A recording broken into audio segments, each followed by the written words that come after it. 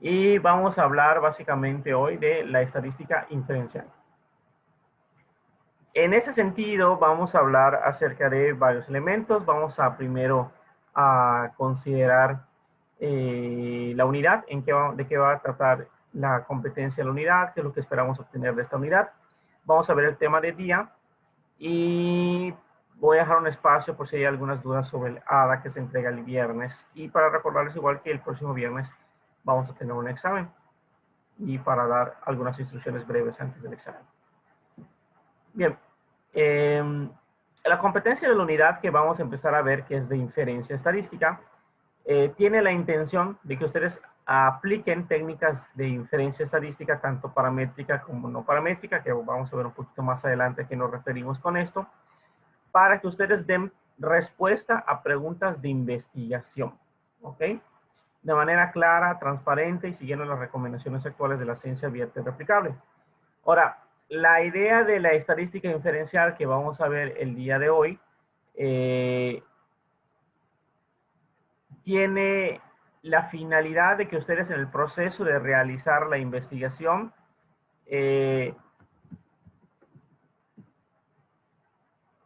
seguramente tienen algunas preguntas muy interesantes, como si, por ejemplo, hay diferencias entre la gente que tiene o ha sufrido, por ejemplo, COVID versus las que no en cuanto a su nivel de estrés o ansiedad, ¿no?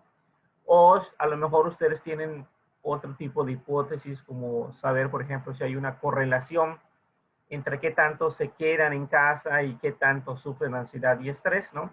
Entonces, todas estas preguntas que seguramente han tenido a lo largo de la asignatura, lo que vamos a hacer es responder si estas hipótesis que ustedes tienen de alguna manera están reflejadas con los datos a través de técnicas estadísticas. Pero antes de realizar las pruebas estadísticas, nosotros tenemos que entender cuál es el proceso o el contexto a través del cual vamos a poder rechazar o aceptar alguna de esas hipótesis que ustedes plantean. Entonces, lo que vamos a ver en esta unidad son como que las bases para poder tomar en cuenta estos elementos. Bien. Esta parte que vamos a ver es un poquito más teórica, esta primera sección. No es para que se compliquen, tampoco es que esto nos va a llevar de la mano para llegar a un punto muy importante. Esto como tal, estas primeras diapositivas no va a venir en el examen como tal. De hecho, me parece que nada de lo que vemos el día de hoy va a venir en el examen. Pero lo que vamos a ver el día de hoy, estas primeras diapositivas son el antecedente de todo lo que vamos a ver posteriormente y es importante que lo entendamos más que aprenderlo de memoria, ¿ok? Entendamos de dónde proviene. Entonces, las distribuciones de probabilidad, pues en teoría de la probabilidad y la estadística, una distribución de probabilidad es, digamos que es la probabilidad o la frecuencia con la que va a suceder cierto evento o cierto elemento, ¿ok? Entonces, una probabilidad, estamos hablando de cuál es la frecuencia con la que sucede algo, ¿no? Por ejemplo, si una cosa sucede todas las veces, pues va a ser un evento altamente probable que suceda, ¿no? Y si sucede el 100% de las veces, pues vamos a decir que es un evento seguro. Por el contrario, si algo es extraño que suceda y que realmente sucede un número muy pequeño de veces, pues vamos a decir que es un evento poco probable. Y si sucede 0 veces, ¿no? 0% de las veces, pues básicamente es un evento imposible.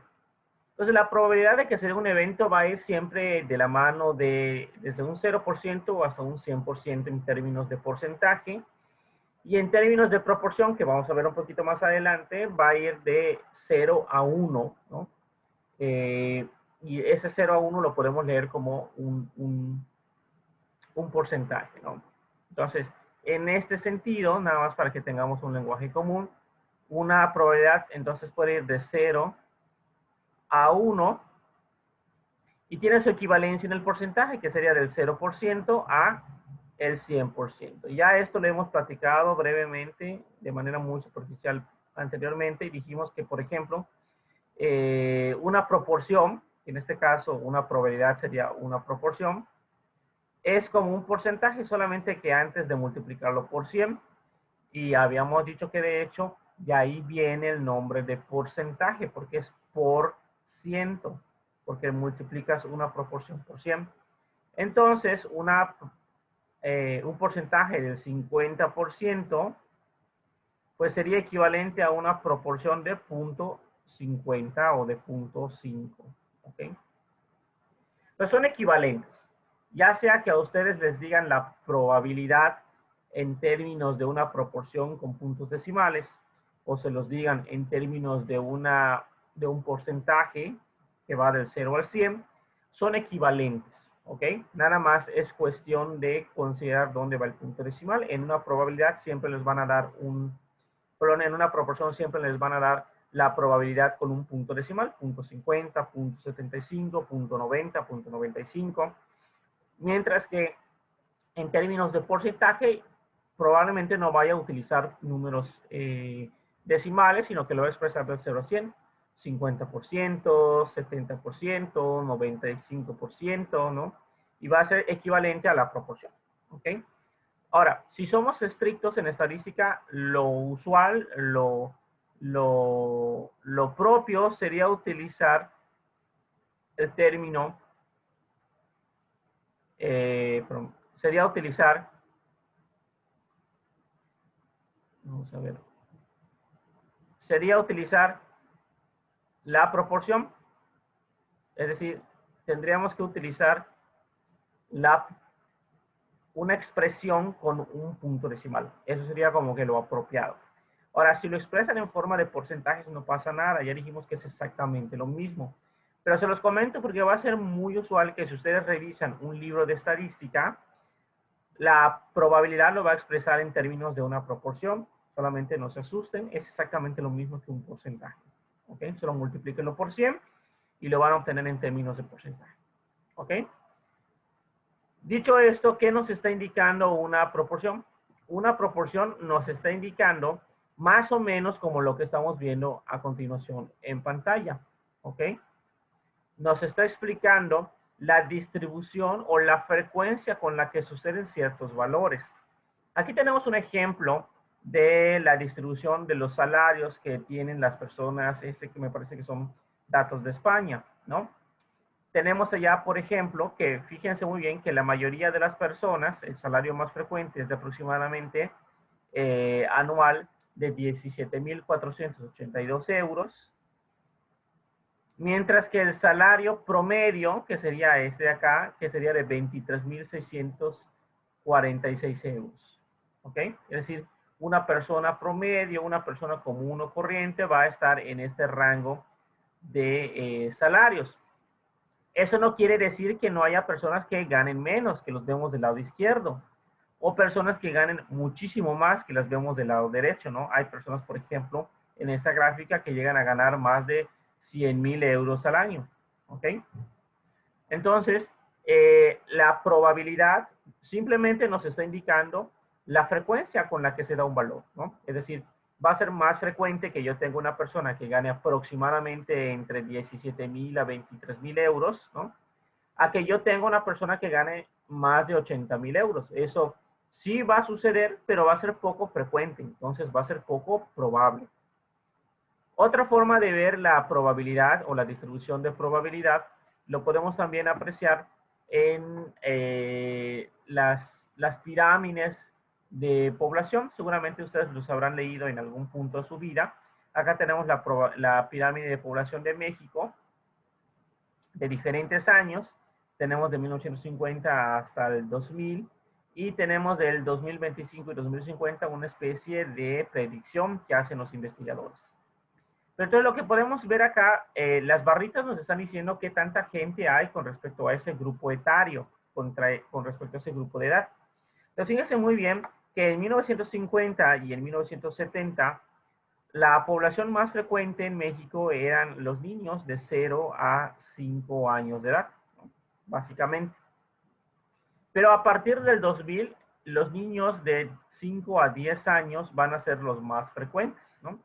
Y sin embargo, nosotros podemos hacer otras especies de observaciones un poquito más sofisticadas. Por ejemplo, pudiésemos decir que es más probable que en 1950 si elegimos una persona al azar de todo México, sea un niño de 0 a 10 años, ¿no?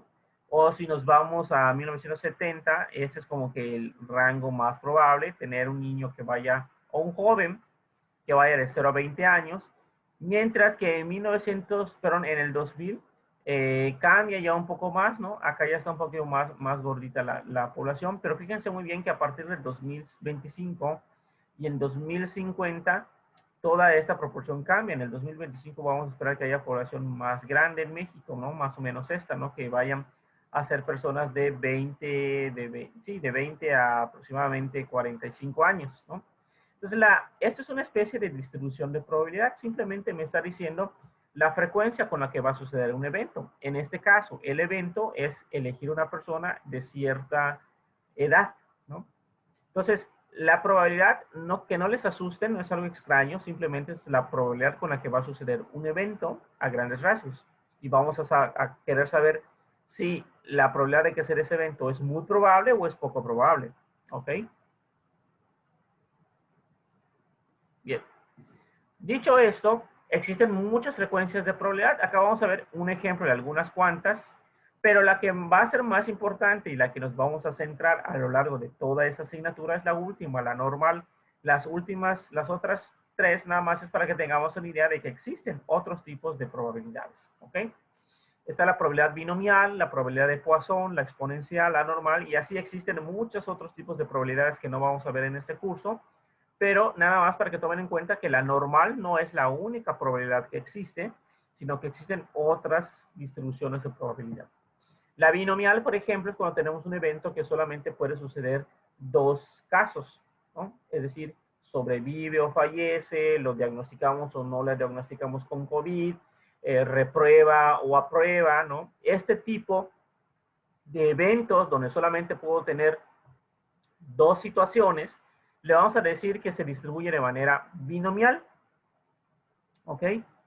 Y el parámetro, ¿qué es un parámetro? Un parámetro, digamos que es, si yo conozco este valor, yo puedo saber la probabilidad de que se dé cierto evento, ¿no? En el caso de la distribución binomial, el parámetro es muy sencillo, es P, es prácticamente la probabilidad tal cual, ¿no? Entonces, si la probabilidad es de 0.50, quiere decir que la probabilidad de que yo obtenga uno de los dos eventos es del 50%, lo que sería, digamos, que una probabilidad al azar. Sería el equivalente a lanzar una moneda, ¿no? ¿Cuál es la probabilidad de que te caiga cara o cruz? Pues es del 50% y por lo tanto la probabilidad va a ser de 0.50. Puede ser también otro tipo de probabilidad donde yo tengo una probabilidad que tengo varias categorías, ¿no? Por ejemplo, tiene vamos a suponer, ¿qué profesión estudia la persona? Psicología, derecho, medicina. ¿Ok? Acá yo ya tengo más de dos valores y cuando tengo más de dos valores, eso le vamos a decir que es una distribución multinomial. ¿Ok?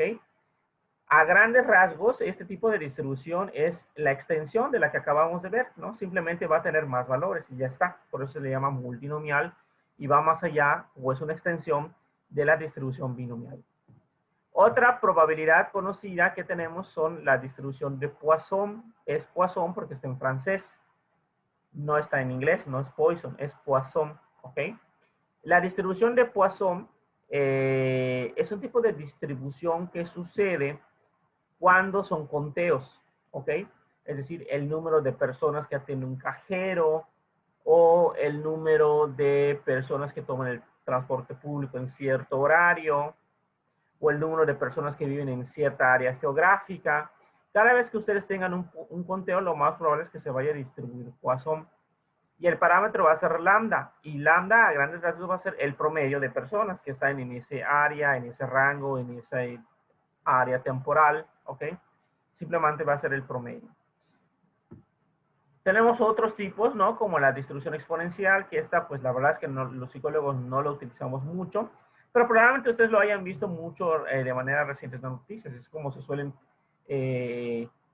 distribuir, por ejemplo, las pandemias o los brotes epidémicos, ¿no? Entonces, estamos ahorita, ¿no? En tiempo real viendo una distribución exponencial en ciertos casos de ciertos elementos, ¿no? Sin embargo, el más conocido, el más usual o el que más nos va a servir a lo largo de todos estos cursos va a ser la distribución normal. ¿Ok? La distribución normal o distribución de Poisson se caracteriza por tener una forma de campana, ¿no? También se le conoce como distribución de Gauss, porque Gauss fue una de las primeras personas en describir de manera formal, matemáticamente hablando, la distribución normal.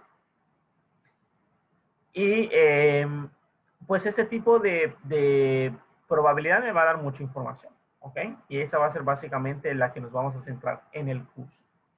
¿Qué nos está diciendo la distribución normal? Acá voy a pasar rápidamente a algo importante.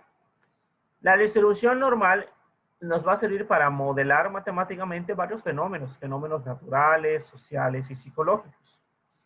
Estos fenómenos, digamos que de manera natural, se van a distribuir de esta manera.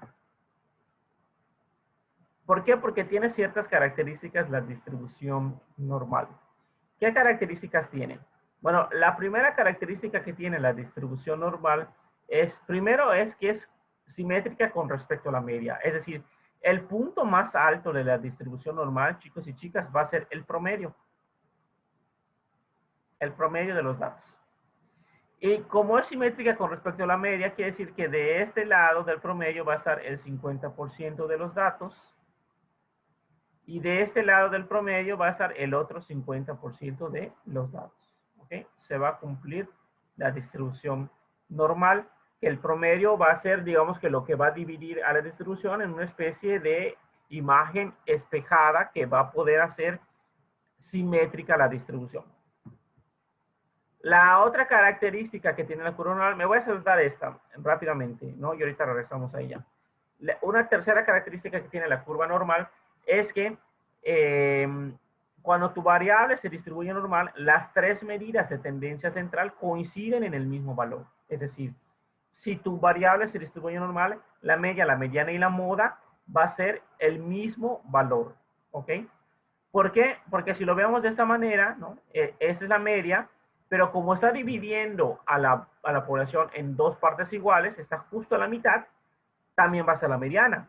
Pero además, si se dan cuenta, también es el punto más alto. Quiere decir que va a ser el punto más frecuente y por lo tanto también va a ser la moda. ¿Ok? Entonces, cuando tu variable se distribuye normal, las tres medidas de tendencia central coinciden en ese valor.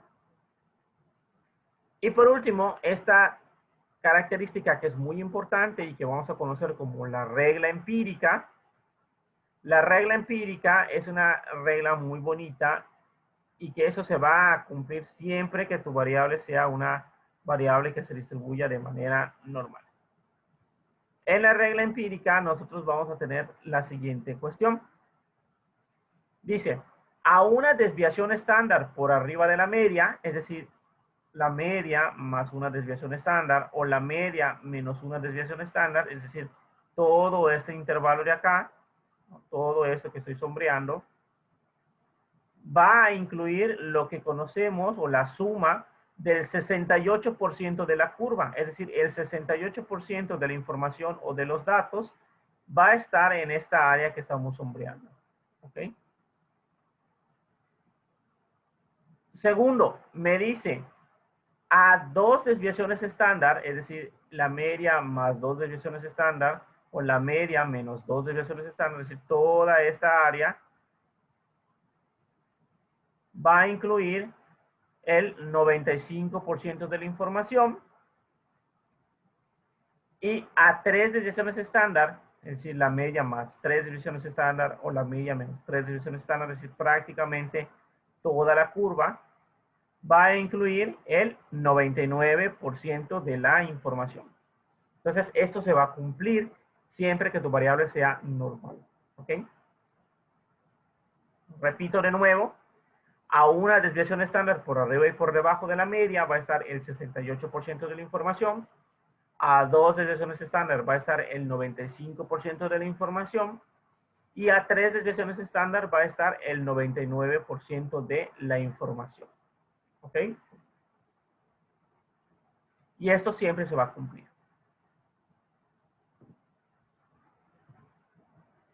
Ok, antes de pasar a este punto. Ok. Vamos a ponerlo con un ejemplo para que nosotros podamos entender. Y, maestro Julio, para mí, ¿para qué rayos me va a servir esto? ¿No? O sea, yo solamente quiero ser psicólogo y hacer psicoterapia y se acabó, ¿no? O sea, ¿cuál es el punto de la curva normal? Pues la curva normal sí tiene muchas implicaciones prácticas. Y es importante que la aprendamos y la comprendamos porque muchos elementos relacionados al psicodiagnóstico van a estar relacionados a la curva normal. Y en la medida de lo posible que nosotros podamos entender sus aplicaciones y su significancia al momento de la práctica psicológica y la práctica clínica, pues más utilidad y mejores diagnósticos vamos a poder hacer. ¿Ok? Pues vamos a poner un ejemplo entonces para que nosotros lo podamos entender. Entonces vamos a suponer que acá tenemos una variable. ¿Ok? Una variable, vamos a decir que esta variable es...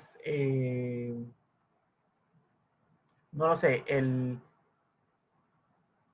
nivel de inteligencia de una persona. Entonces, el nivel de inteligencia de una persona tiene cierta distribución, ¿no?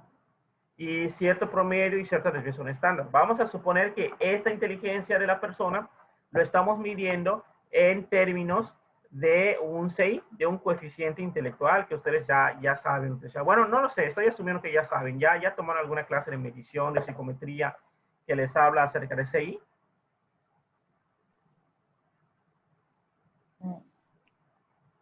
¿No? No. Ok, muy bien. Entonces vamos a introducir eso. Sí, porque les iba a hacer algunas preguntas acerca del CI, pero si no lo han visto, pues entonces pues no me van a contestar las preguntas. Ok. Entonces, ¿a qué me refiero con el CI? Ok. Ustedes no lo han visto, lo van a ver un poquito más adelante cuando vean psicometría o alguna materia relacionada a medición y evaluación, pero ustedes van a ver que el nivel de inteligencia o CI, también conocido como en inglés como IQ, sigue una distribución normal que va a tener un promedio o una media de 100 y una desviación estándar de 15. ¿Ok? ¿Qué quiere decir esto? Bueno, ¿cómo se saca el CI? Como para propósitos históricos, para que lo entendamos un poquito, porque es 100. SI a grandes rasgos, cuando se creó en inicios del siglo pasado en Francia y en Estados Unidos con las pruebas Stanford, Binet y todo eso, se creó con la idea de dar una lectura de la capacidad intelectual que tiene una persona. Entonces lo que hacían los investigadores o los psicólogos es hacer una especie de cociente. De hecho, si somos estrictos, el CI no quiere decir coeficiente intelectual, sino en realidad quiere decir cociente intelectual. ¿Por qué? Porque es un cociente. ¿Qué es un cociente? Es una división. Es una división entre la edad mental, entre la edad cronológica.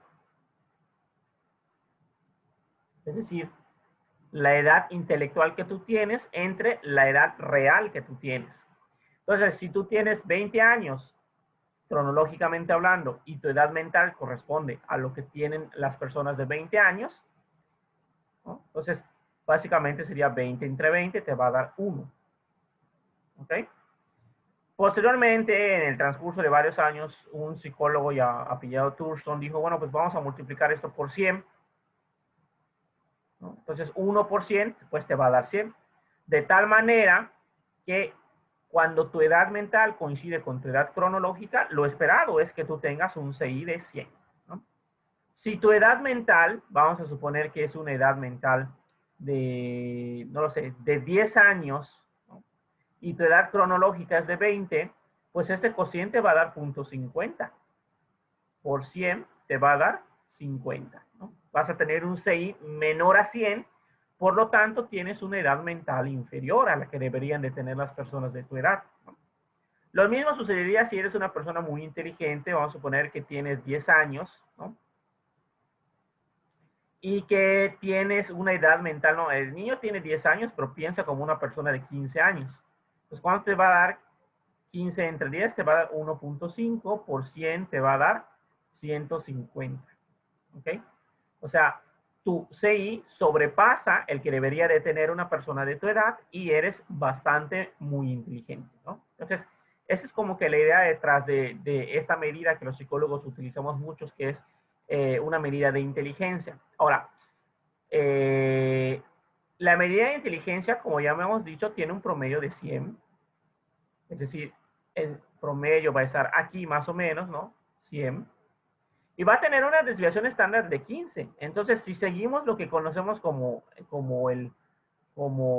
la regla empírica, vamos a hacer estas divisiones aquí, nada más para que la tengamos como referencia. Quiere decir lo siguiente, ¿no? Vamos a sumar, ¿cuánto sería 100 más una desviación estándar? ¿Cuánto me debería de dar?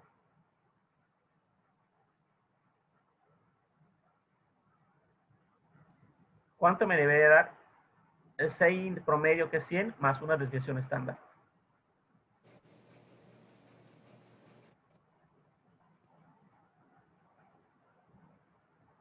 Una desviación estándar era 68. No, acá está la desviación 115. estándar, ya la dijimos. Entonces, Ah, 115. Ok. Así 115. es, 115. Y más 2, 130. exactamente, y acá me debe dar 145. Entonces, 100 menos una desviación estándar, ¿cuánto me debería de dar? 85. 85, muy bien, menos 270 y menos 3, 55. Entonces, básicamente, si se dan cuenta, la parte, el eje X, ¿no? Es como una recta numérica, ¿no? Y esta recta numérica va a depender de tu variable. Si tu variable es IQ, es nada más que pongas el promedio acá y su respectiva desviación estándar, irles sumando 1, 2 o 3 para este lado y restando 1, 2 y 3 para el lado izquierdo. Si tu variable es otro tipo de medición, el peso, la altura, la masa corporal, lo que sea, es saber cuál es su promedio y su desviación estándar y simplemente es acomodar los datos. ¿Okay? Ahora, ¿para qué quiero llegar a este punto? O sea, ¿cuál es el punto de esto? Ustedes no lo saben, pero lo van a ver más adelante. Cuando vean a lo mejor sus clases, alguna clase que tenga que ver con inclusión educativa o educación especial o algo similar al tema, lo más probable es que ustedes lleguen al punto donde tengan que hablar acerca de discapacidad intelectual, o bien lo contrario, también, que sería aptitudes sobresalientes, ¿no? O incluso a lo mejor ustedes conozcan a alguien o tengan algún familiar que tenga aptitudes sobresalientes o que tenga algún tipo de discapacidad intelectual. ¿Cómo lo diagnosticamos los psicólogos? Si a ustedes les dan una clase muy teórica eh, y no les explican esto, ustedes van a terminar haciendo un error que la mayoría de los psicólogos suele hacer. El error que suelen hacer la mayoría de los psicólogos es aprenderse de memoria los puntos de corte para hacer el diagnóstico. Ahora, ¿por qué digo que es un error? Porque no se tienen que aprender nada de memoria. Es con que ustedes entiendan el punto de la regla empírica. Ustedes no necesitan aprenderse de memoria nada. ¿Por qué? Nosotros los psicólogos y en general la mayoría de las ciencias vamos a considerar como algo extraño o raro cuando se sale de dos desviaciones estándar con respecto al promedio. ¿Ok? Es decir, vamos a marcarlo acá con amarillo. Dos desviaciones estándar por arriba del promedio caería en esta área amarilla. ¿Ok? Es decir, 130 para arriba. O bien que esté por debajo del promedio, ¿no? Es decir, 70 para abajo. También vamos a considerar que es algo que es atípicamente bajo, ¿no? O muy inferior a lo que debería tener cualquier persona. ¿Por qué?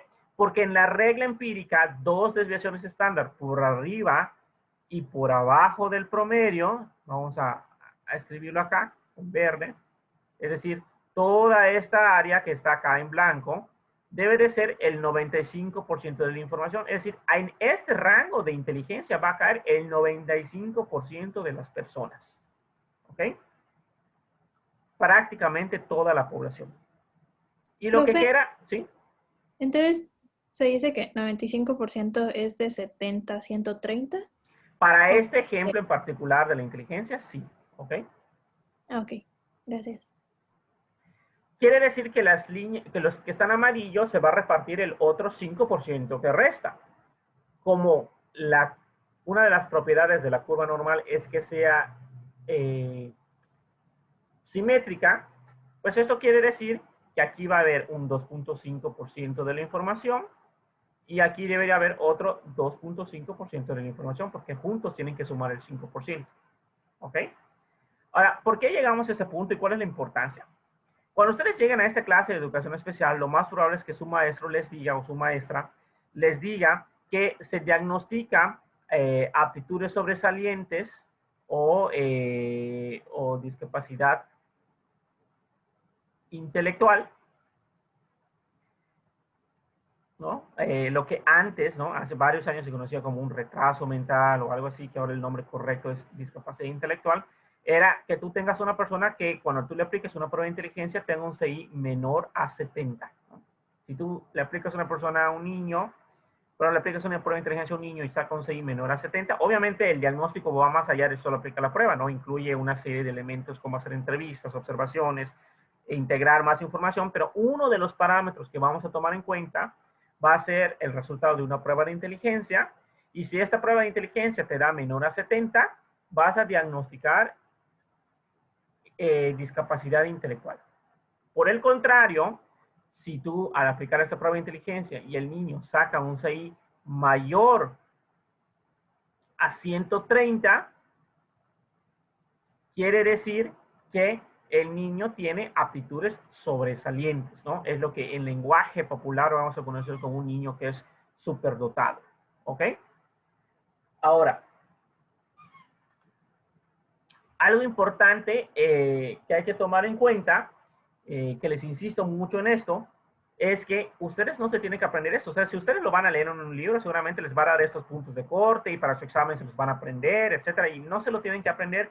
Todas las pruebas psicológicas les van a dar alguna medida que se distribuye normal. En el caso de las pruebas de inteligencia va a ser el CI, pero hay otras pruebas como las pruebas clínicas, como las que mide el MMPI, la prueba PAI, etcétera. Cualquier prueba que generalmente hace diagnósticos de trastornos clínicos, les va a dar una puntuación que se les conoce como puntuación T. La puntuación T tiene un promedio de 50 y una desviación estándar de 10. Entonces, como se podrán imaginar, acá va a ir en una puntuación T 50, 60, 70, 80, y por acá va a ser 40, 30, 20. ¿Correcto? Entonces, como se podrán imaginar, en una prueba clínica, si tienes una puntuación de 70 o más, ¿no? Por ejemplo, no lo sé, en una escala que mida depresión, ¿no? Pues lo más probable es que tu paciente vaya a ser diagnosticado con depresión, ¿no? Y así, cualquier otra prueba psicológica va a tener alguna medida que se distribuye normal, y si tú te sabes el promedio y la desviación estándar de esa prueba, vas a hacer diagnósticos rápidos y certeros si conoces y recuerdas la regla empírica de la distribución normal. Ahora, ojo, eso no quiere decir que tengo que aprenderme todas las de las pruebas, maestro Julio. O sea, no, la verdad es que los psicólogos manejamos 3, 4, 5 puntuaciones usualmente, y la mayoría de las pruebas psicológicas suele elegir una de estas puntuaciones, y al final nada más necesitas aprenderte el CI, la T, los STNs y algunas otras puntuaciones muy usuales, y con eso tú ya tienes para hacer diagnósticos súper fáciles y rápidos si recuerdas la regla empírica. ¿Ok? Por ejemplo, las pruebas de inteligencia Wechsler, ¿no? Donde se aplican varias pruebas chiquititas, que a lo mejor lo van a ver cuando tengan su prueba o su clase de psicometría, van a ver que las subpruebas también se distribuyen normales, y cada una de las pruebitas de inteligencia que van a aplicar a los niños tiene una media de 10 y una desviación estándar de 3, que también se distribuye normal, ¿no? Y mientras tú te sepas estos datos, tú rápidamente vas a poder hacer diagnósticos y apreciaciones rápidas, ¿ok? Vamos a ver en un ejemplo. Ahora, ¿para qué me sirve esto? ¿Ok? Aquí dice, sabemos que el CI se distribuye normal con media 100 y desviación estándar 15. Conoces a un niño que tiene un CI de 130 puntos. Ahora vamos a responder lo siguiente, nada más haciendo cuentas mentalmente. ¿Cuántos puntos está el niño por arriba del promedio? ¿Cuántos puntos está por arriba del promedio? 30, Muy bien. ¿Cómo sacaste esa información? porque el promedio son 100, ¿no? Entonces nada más está Exactamente. buscando 30. Exactamente, ¿no? Es básicamente es eso. Simplemente hacemos una resta, ¿no? Cuando hablamos de diferencias en términos populares, pero también en términos matemáticos, una diferencia es una resta, así, tal cual, ¿no? Entonces, cuando dice saca la diferencia, está diciendo saca la resta, réstale, ¿no? Para ver cuánto se aleja un valor de otro. Entonces, lo que hizo nuestra compañera al hacer esta resta es sacar la diferencia que hay entre el CI que obtuvo este niño con respecto a el promedio. Si el promedio es de 100 y el niño sacó 130, pues la diferencia debe de ser de 30. ¿Ok? Muy bien. Ahora, la puntuación anterior que calculó la compañera de 30 puntos, ¿a cuántas desviaciones estándar equivale? ¿A 2? Correcto. ¿Cómo supiste que equivale a 2? Porque cada una es de 15 y pues son 30. Así es. Y 15 cabe 2 veces exactamente en 30. ¿Ok? Entonces, lo que hizo la compañera lo hizo de manera intuitiva, pero a grandes rasgos, lo que hizo en su mente, ¿no? O sea, en la mente nosotros ya lo hacemos rápido y lo pensamos de esa manera, pero en realidad sí estamos haciendo cálculos matemáticos sencillos, pero lo estamos haciendo. Y lo que hizo la compañera fue una división, ¿no? A lo mejor ella no lo concibe como una división, porque ella lo hace de manera tan intuitiva que no lo ve de manera una división, de que dibuja, ¿no? En su mente, hace esto, ¿no? 130, perdón, 30 entre 15. O sea, ella no hace todo eso en su mente, sino que en su mente rápidamente ya lo calcula, ¿no? Y ella sacó que es 30. Entonces, este niño se aleja 2 desviaciones estándar con respecto al promedio, ¿ok? Vamos a ver otro ejemplo, lo contrario. Ahora, un segundo niño que tiene un CI de 70, realicen el procedimiento anterior. ¿Cuántos puntos está, en este caso ahora, por debajo del promedio?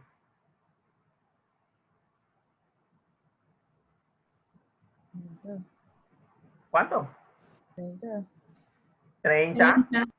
30 nuevamente, exactamente. 30 puntos está por debajo del promedio. ¿Y a cuántas desviaciones estándar equivale? 2. A 2, exactamente. ¿Ok? Ahora, acá vamos a hacer algo muy importante y ¿qué es lo que hicieron a grandes rasgos, no? Ustedes tenían un valor X, que es el que les estoy dando, ¿no? En el caso del primer niño fue de 130, en el caso del segundo fue de 70. Y lo que hicieron en su mente fue restarle el promedio, ¿correcto? Y lo que les dio esta resta, lo dividieron entre la desviación estándar. Y esto les dio un valor específico, ¿no? Que les está explicando a cuántas desviaciones estándar se aleja del promedio. Esto que ustedes hicieron en su mente de manera intuitiva es lo que los psicólogos y en estadística denominamos puntuaciones Z. ¿Ok? Una puntuación, cuando tú tienes una puntuación Z, lo que ustedes hicieron ahorita mentalmente, tu variable se va a continuar distribuyendo normal. Eso la propiedad de la normalidad no se pierde nunca, ¿no? Si tu variable se distribuye normal, se va a seguir distribuyendo normal. Solamente que ahora el promedio, digamos que lo vas a fijar en un valor determinado que va a ser 0, con una desviación estándar de 1. Y esto se va a cumplir siempre, ¿no? Cada vez que tú haces este procedimiento mental, le vamos a llamar la curva normal estándar. ¿Por qué estándar? Porque estamos estandarizando todo a esta misma puntuación. Ya sea si fue un CI, si fue una puntuación T, si fue el peso, si fue la altura. Cuando tú haces este proceso de restarle el promedio y dividirlo entre la desviación estándar para obtener una puntuación Z, ahora tu variable la vas a reexpresar, si lo quieren ver de esta manera, o la vas a transformar en otra puntuación, que siempre va a seguir siendo normal, pero ahora va a tener un promedio de 0 y una desviación estándar de 1. Siempre se va a dar este proceso en la curva normal estándar. Ahora, yo sé lo que están pensando, o sea, maestra Julio, ¿para qué me va a servir todo eso? O sea, qué flojera, qué hueá, o sea, Son las 7 de la mañana, ¿para qué estamos viendo esto? Esto sí tiene una importancia matemática, a lo mejor de manera directa a ustedes no les va a servir como tal, preliminarmente, pero sí tiene una importancia, porque si tú tienes dos pruebas, ¿ok? Que tienen, digamos, que están midiendo lo mismo, pero que las puntuaciones son diferentes, pues no son comparables, ¿no? Es como que estés comparando grados centígrados con grados Fahrenheit, ¿ok? O sea, no son comparables. Ahora, alguien puede ser maestro, pero pues sí hay una fórmula que te permite transformar grados Fahrenheit a grados centígrados y viceversa. Es correcto, pero si te das cuenta, lo que estás haciendo en ese momento es transformar una puntuación y la estás reexpresando en otra puntuación, ¿ok? Y lo que está haciendo la curva normal estándar, es decir, el proceso que acabamos de hacer es básicamente lo que ustedes acaban de pensar de la fórmula de grados Fahrenheit a grados centígrados y viceversa. Es lo que está haciendo esta fórmula, ¿no? Simplemente lo está reexpresando para que las puntuaciones sean comparables. Entonces, ¿cuándo me va a servir? Cuando yo tenga dos puntuaciones de dos pruebas diferentes que sean totalmente diferentes las puntuaciones y las quiero poder comparar, ¿ok? Para eso voy a utilizar la curva normal estándar. Pero además me está dando otra información, ¿sí? ¿Hay una forma como para leer lo que está en la gráfica o nada más sirve como para decir, este número es mayor que todo esto? O tipo el de CI, los que son menores a no sé qué, a 70, está como que afuera. O hay Ok, de que algo para leer. sí, gracias. A ese punto quería llegar, ¿ok? ¿Cómo lo explicamos? La curva normal estándar que vamos a ver a continuación no es tan intuitiva como ustedes ya vieron. O sea, he explicado un montón porque no es tan sencillo pensar en ella, ¿no? Pero sí tiene ciertas aplicaciones un poquito más, digamos que podemos extrapolar ciertas reglas básicas que nos puede ayudar a entender varias cosas, ¿no? Entonces, si se dan cuenta, como en la curva normal estándar, la desviación estándar es de 1, básicamente cada vez que se aleja una desviación estándar, pues estás contando cuántas desviaciones estándar se alejó, ¿no? Aquí se alejó una, entonces es 1, aquí se alejó 2, entonces es 2, y así sucesivamente, ¿no? Tanto por arriba como por abajo. Por abajo tiene números negativos porque expresa que está por debajo del promedio, ¿ok? Ahora, a este punto queríamos llegar con lo que comenta nuestra compañera que hizo una excelentísima pregunta. Cuando es una curva normal estándar y yo tengo una puntuación de +2 o de -2, menor a -2, si se dan cuenta, siguiendo la regla empírica, se cumple que se sale del 95% de la población, de la gente, ¿no? Quiere decir que a partir de +2 o arriba o de -2 o abajo, quiere decir que vamos a tener valores muy extraños, ¿no? Pocos frecuentes. Y a esto es lo que los estadísticos vamos a conocer o vamos a llamar como valores atípicos. Valores atípicos. ¿Por qué? Porque se sale del 95% de los valores que tendríamos comúnmente. ¿Ok? Entonces, cuando tú tienes un valor Z, ¿no? Normal estándar de +2 o mayor o menor de -2, va a ser un valor atípico, es decir, va a ser un valor raro, muy extraño. Entonces, tú te puedes imaginar rápidamente en tu mente que si tú tuviste una puntuación Z de 2.3, por ejemplo, ya rápidamente en tu mente, conociendo la distribución normal y la regla empírica, tú ya vas a poder concluir que esta persona que tuvo un valor de 2.3 fácilmente está por arriba del 95% de la población. O al contrario, vamos a verlo al revés, si tuvo una puntuación de -2.3, rápidamente tú vas a poder hacer una precisión que está por debajo del 5% de la población. ¿Ok? Ahora, ¿a qué queremos llegar con ese punto que comentaba la compañera?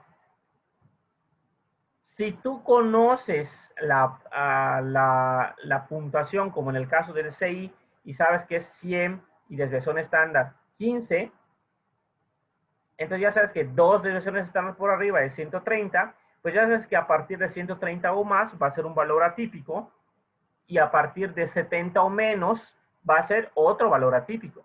Y ya vas a poder hacer estas apreciaciones rápidas, ¿no? Acerca de un diagnóstico. Ok, es un valor muy extraño o muy raro que yo tenga este valor. Quiere decir que este niño o es muy inteligente, en el caso de que salga por arriba, ¿no? O que tiene una discapacidad intelectual por allá que hay que explorar con más detalle, ¿no? Entonces, este tipo de inferencias acerca de la curva yo lo puedo hacer de manera rápida. No sé si medio contesté tu pregunta. Sí, gracias. De nada. Vamos a ver un ejemplo para que quede un poquito claro. Es un ejemplo un poquito chusco, pero a lo mejor nos va a ayudar un poquito a entender su aplicación. ¿Ok? Todo eso de la puntuación normal nos va a llevar a lo que conocemos como una prueba de hipótesis, ¿no? ¿Por qué? Porque gracias a la propiedad de la curva normal, de saber esos puntos de corte específicos, pues vamos a poder hacer, como ya vimos, inferencias muy rápidas, ¿no?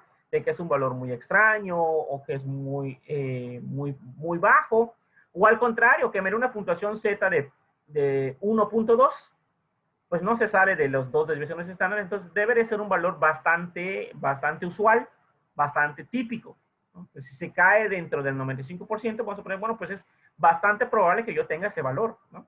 Pues podemos hacer este tipo de apreciaciones con la puntuación Z, ¿ok? Esa es la fórmula que acabamos de ver, es la formulita sencillita, Z es igual a X, ¿no? Menos mu entre sigma, que grandes rasgos quiere decir, para calcular el valor Z, tienes que tener un valor que quieras a convertir, ¿no? Como las puntuaciones de los niños que acabamos de decir, más un promedio poblacional, que va a ser el promedio del CI, que va a ser 100, entre ciertas desviaciones estándar poblacional, en el caso del CI es 15, ¿ok? Vamos a ver un ejemplo. Dice, la duración de los embarazos se distribuye normal con una media poblacional en este caso de 268 días y una desviación estándar de 15 días. Dice, una mujer envió una carta a Dear Abby en un periódico en donde afirmaba haber dado a luz 308 días después de una breve visita de su esposo, quien trabajaba en la marina. Ahora, 308 días sí se aleja bastante de lo que sería la duración promedio de un embarazo, que es de 268 días. Se aleja casi 40 días, ¿no? O sea, ¿cuál es la probabilidad de que tengas un embarazo que dure 40 días más, ¿no? A grandes rasgos.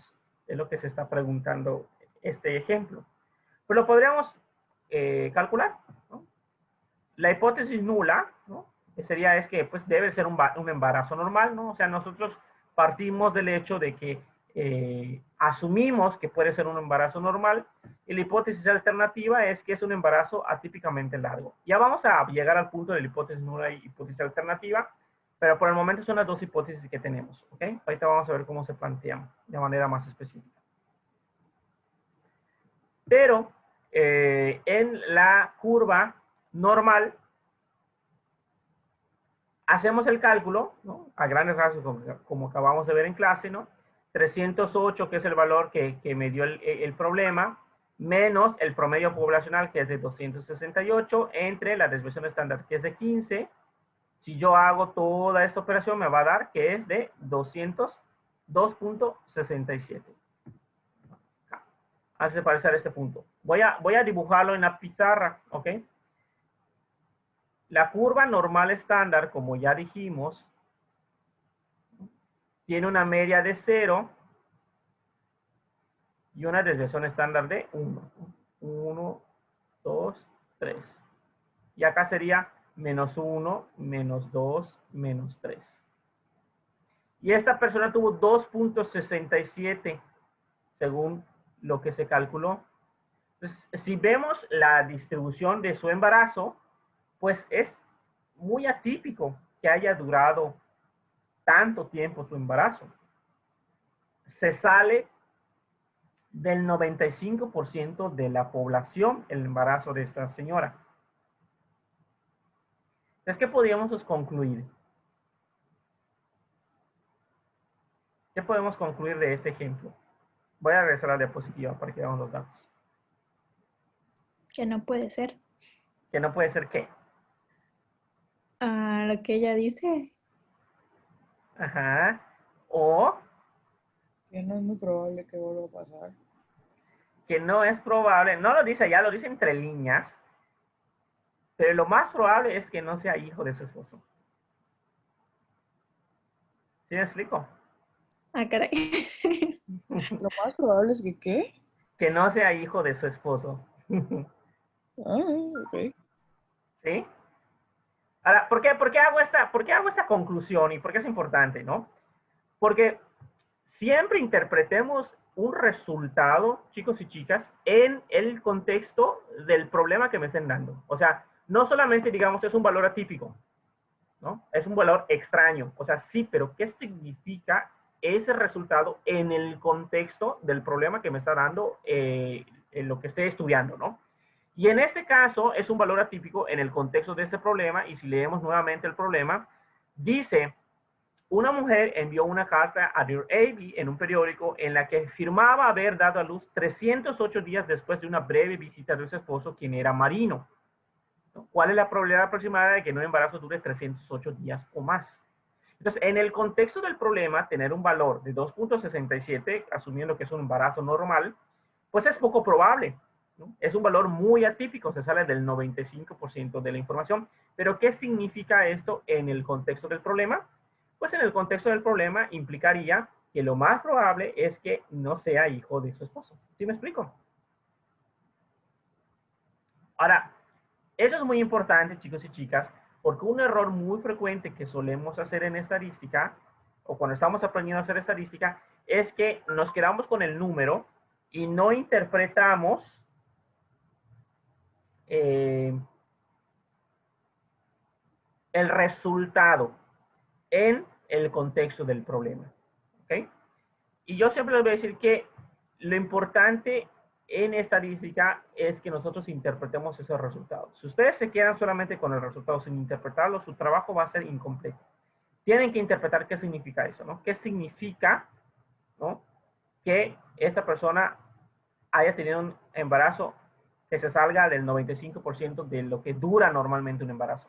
Bueno, significaría una de dos. O que es un embarazo muy raro, o que no es hijo de su. ¿Ok? Vamos a ver qué más sigue. Bueno, en la práctica hay maneras de calcular esta probabilidad. Hay tablas que nos ayudan a calcular la probabilidad. La verdad es que esto lo hacíamos antiguamente, ¿no? O sea, si me daba un valor, ¿no? Bueno, acá no sale, ¿no? Pero si me hubiese dado un valor, ¿no?, de 1.28, como está acá en la tabla, ¿no? 1.28, un valor Z de 1.28. En estas tablas yo lo que hago es dividirlo en dos partes. Esta primera parte que va a estar en las columnas y esta última parte que va a estar en las filas, y esta que va a estar en las columnas, ¿no? Entonces 1.2, busco acá el 1.2, que sería acá. Y para completarlo es este 008, ¿no?, que es acá. Busco la intersección y esta sería la probabilidad exacta. ¿Ok? En la práctica así es como se hacía antes, ¿no? Pero actualmente ya no lo hacemos así porque ya el software me lo da, no lo tienen que hacer de manera pues arcaica. Nada más es para que entendamos cómo sale, y por si alguna vez se lo encuentran en algún libro, no se asusten, nada más es como se hacía antes, ¿no? Ahora Hamovi, por ejemplo, les va a dar la probabilidad exacta. ¿Ok? Ok, no quiero llegar a este punto porque creo que ya vimos demasiada teoría el día de hoy y vamos a dejarlo hasta aquí. Porque si no va a ser muchísima información teórica y se me van a asustar, ¿ok? Y quiero además que lo veamos con calma, quiero que reposemos esta información, que entiendan nada más la curva normal, qué información me está dando, que yo puedo saber cuando un valor es extraño o cuando es frecuente que dé, ¿ok? Es lo que yo quiero que se lleven el día de hoy, ¿ok? Entonces vamos a dejar de compartir. Bueno, vamos a dejar de grabar rápidamente.